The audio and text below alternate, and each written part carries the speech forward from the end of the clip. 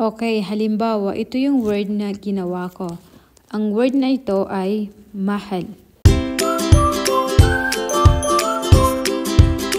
Assalamualaikum warahmatullahi wabarakatuh. Sa video ito, ituturo ko sa inyo ang mga tricks na ginagawa ko para makapagsulat ng Arabic.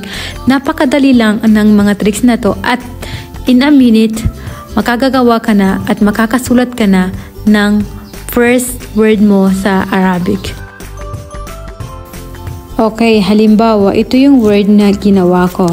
Ang word na ito ay mahal. Andyan din sa taas yung pagsusulat niyan. So, itong dalawang to, ganito siya isulat. Ganito yung spelling ng mahal. So, first ay M, H, and then L.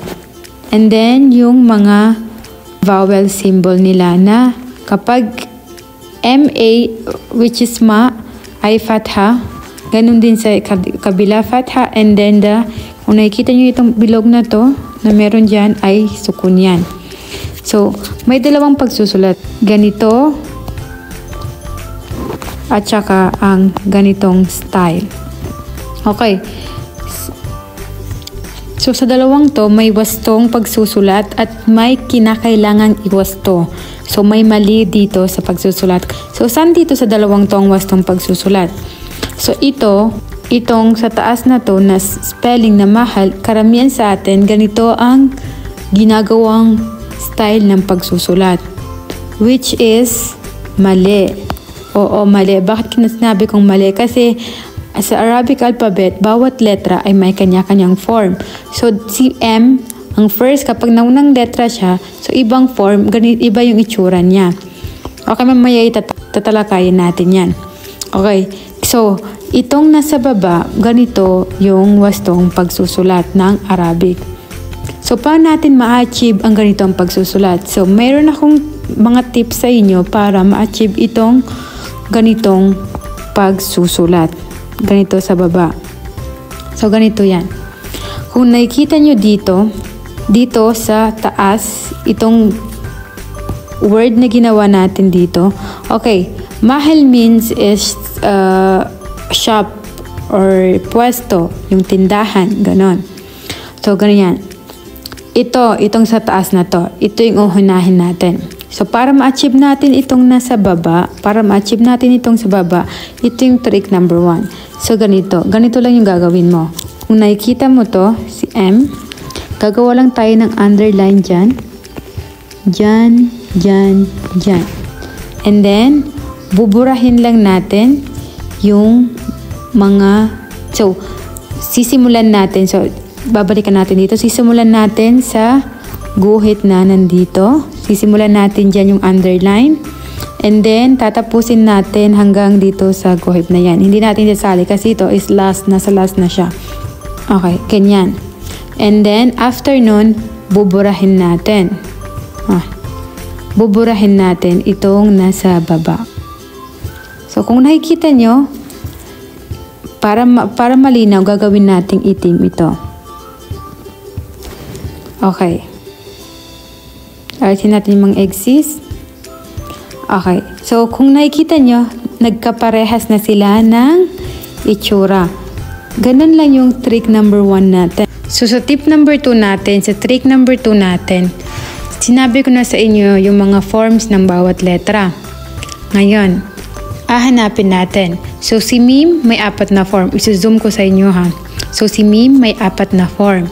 And then, si Ha meron ding 4 na form at si Lam meron ding 4 na form.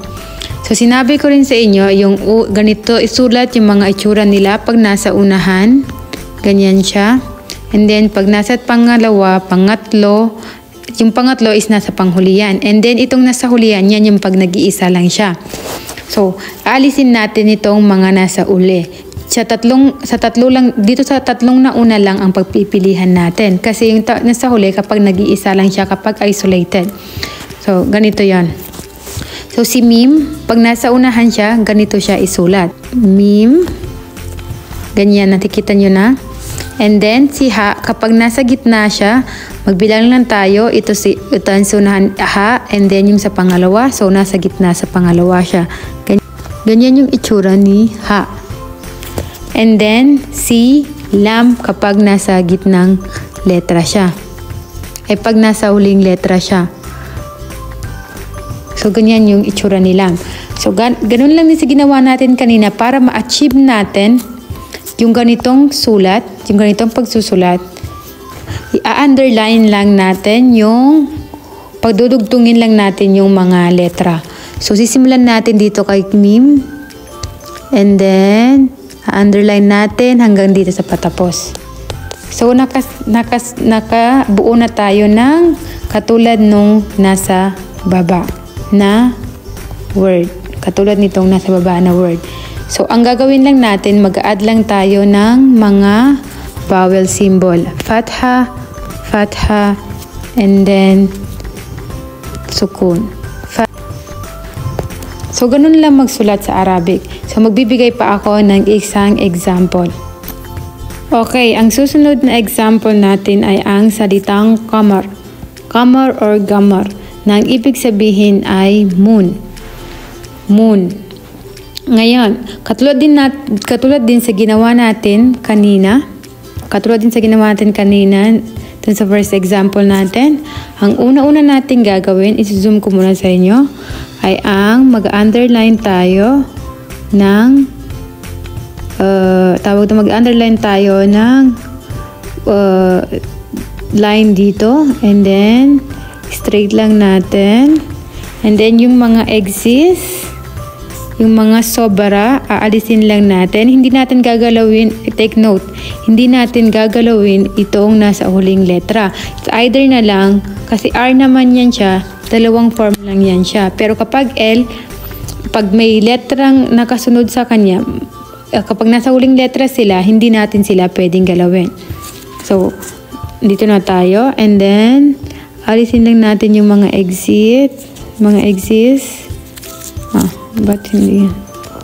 Alisin lang natin yung mga exist na mga, so nagiging magkaparehas na ang kanilang form. So ganun lang, mag-underline tayo and then aalisin natin yung mga exist. Mga exist na mga buntot, ganun yung mga buntot nila. So paano naman sa pag-identify ng letter by letter, ganito. Okay, ganito yan. Hindi ko naalisin yan. Ganito. So, ganito yung itsura niya kapag nakasulat siya. So, may ganito yung matatlong form. Hindi ko na sinali yung pang-apat kasi isolated naman yun siya kapag nag-iisa lang siya. So, ito yung common na ginagamit natin, itong tatlong to sa pagsusulat. Okay. Yung first, kung nakikita nito yung first, yung dito, yung nasa hunaan, yan yung first na letra. Kapag nasa unang letra siya ng salita. So, ganyan lang siya isulat. Ka. Okay. And then, dito naman tayo sa pangalawa. Dito sa meme na yan. Dito sa meme na yan. So, dyan tayo. So, meme. Hindi ako masyado makakapagsulat. Pero ganyan yung itsura niya. Kung nakikita niyo, ganyan yung itsura niya pag nasa gitna siya. Kasi pagsusulat lang yung ginagamit ko. So, nahirapan akong magsulat. Nahirapan akong i-connect yung mga... Ngayon, sara naman tayo. Kung nakikita niyo, may dalawang form lang. It's either either isolated siya or nasa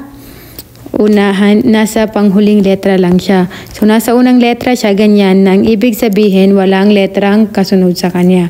Walang letrang susunod sa kanya. So, ito yung kukunin natin. Itong nasa huling form. Nasa huling form niya. Ito. Okay? And then, ganito natin siya isulat. Ganyan. So, mag-underline lang tayo. Okay, underline natin sila.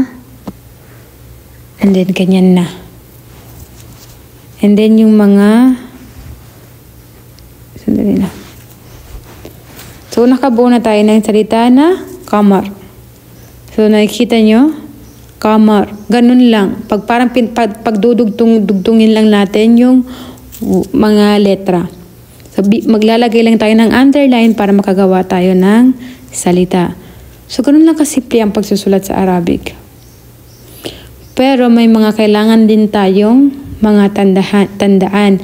Lalong-lalo na doon sa mga letter na may dalawang form lang. Katulad ng R, ng Z, or Alif.